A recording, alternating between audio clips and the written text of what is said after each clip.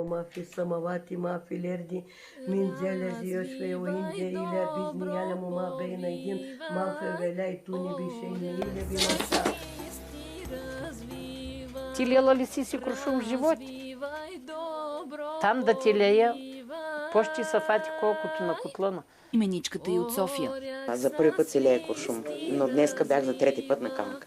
Намираш някакво абсолютно спокойствие. Моличам се, аз че сега го удавили пред тетата, да стига до операция. Да вадя кучета колко чака. Така? Няма я, нали. Oi pessoas, para os que estão chegando hoje, eu sou Giovanni Vicenzo e você está na Trilha Folklore. Para os de casa, é sempre uma grande satisfação estar com vocês aqui, aos domingos. Hoje na trilha, eu estou com Georgi Mishev, um sacerdote, PhD, autor e pesquisador na Bulgária, sobre cultura da religião, folclore e magia.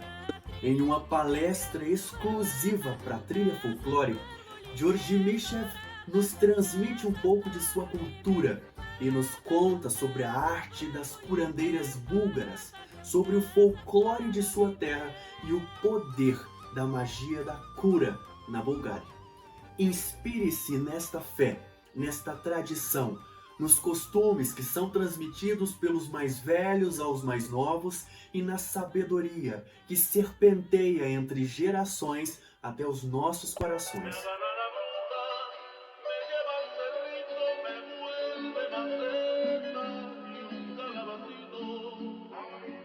Hello Giovanni, hello Brazil. I'm Georgi Mishev, a Bulgarian scholar in the field of relics in the folklore and ancient magic also. A researcher, a folk healer, and I'm on the Trilha Folklore to talk about Bulgarian folk magic. So let me tell you a little bit about the magical traditions in Bulgaria. If you imagine Bulgaria is in the southeast of Europe, just above Greece in the north, and from ancient times this territory was known with very profound and very well-known magicians and witches and so on and so on. Maybe you have heard about the Thessalian witches, and Thessaly is a region in the north of Greece very near to Thrace. Thrace and Thracians are the oldest historical evidenced inhabitants of the Bulgarian lands nowadays, to say it differently, the Bulgarian lands nowadays fit in the territory inhabited in ancient times by the Thracians. And the Thracians, the most popular of the Thracians were Orpheus and Spartacus, of course. But Spartacus is much more connected with physical strength, and we will speak about magic, about rituals, and their Orpheus is much more important figure.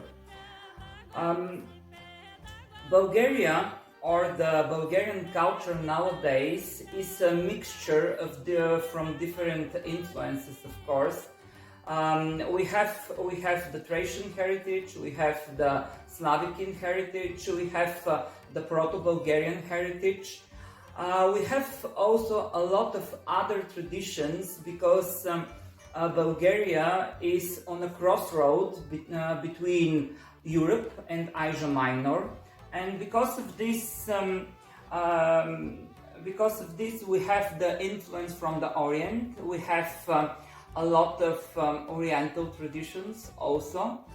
We were for 500 years under Ottoman rule, and because of that we have also a lot of the Ottoman traditions, but and especially in the food, but not only. In our folk culture we have preserved, because of the historical circumstances, a lot of authentic polytheistic rituals and pagan rituals. Of course they are covered under the under the name or under the veil of Christianity or Islam. And because of that, in the scholars are speaking about Balkan Christianity and Balkan Islam. Because the folk traditions are very, very strong, and the canonical regulations by the church or by the official Muslim religion are not so strong, especially in Bulgaria. The magical practice or the magical traditions in Bulgaria are interesting because they are still alive nowadays. We have these special families in which the magical traditions are inherited and transmitted on from one generation to the next one.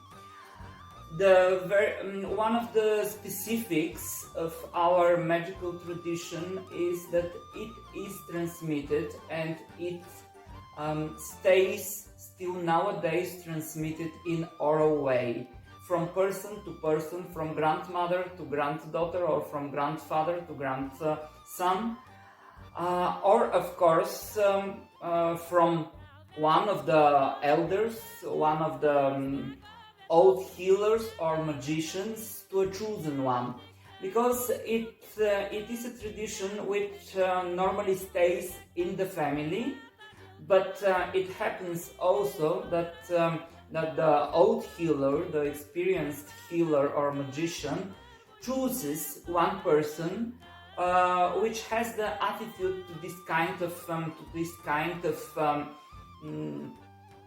art, because magic is an art, and you have to be prepared. You have to have this attitude. You have to have the knowledge, and you have to have also this spiritual craft to do this whole kind of things.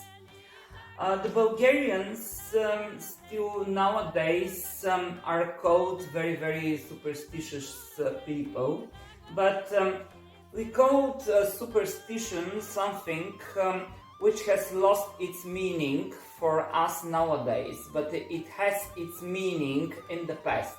For example, we are wearing this kind of red thread for protection against evil eye and so on and so on. Nowadays, for the most people, it is actually this kind of thread.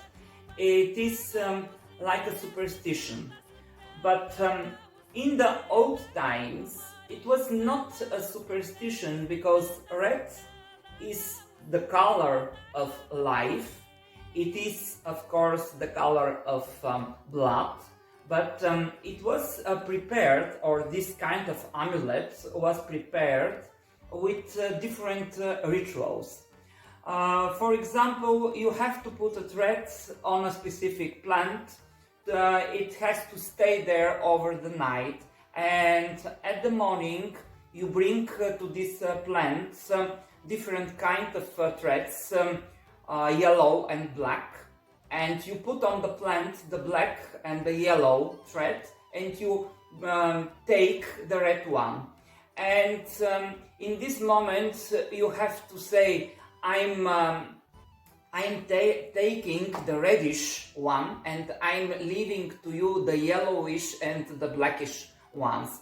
Because if a person is sick, the color of the face and of the skin is a little bit yellowish, and because of that, our forefathers or our ancestors has used to do such kind of symbolically transmission from the force of the plant to the person and of the sickness to the plant, because it was believed that the plant has enough power to overcome this sickness, but the person or we, the people, we do not have such a life force like the plants. Because of that, we need the support and the help of the plants.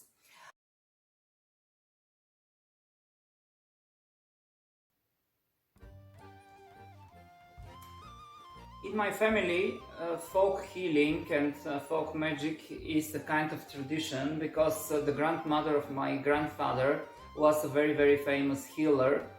And I was raised in a small town in the Rhodope Mountains, and there this kind of folk tradition is still alive. I'm happy that the life has brought me to a very, very special kind of persons, and especially in my childhood. And because of that, I was able to meet and to gain from their knowledge during the time. It is very, very important in our folk tradition to be initiated in this kind of magic. You have to have the teacher, you have to have the elder, and only after the permit from the elders you can practice.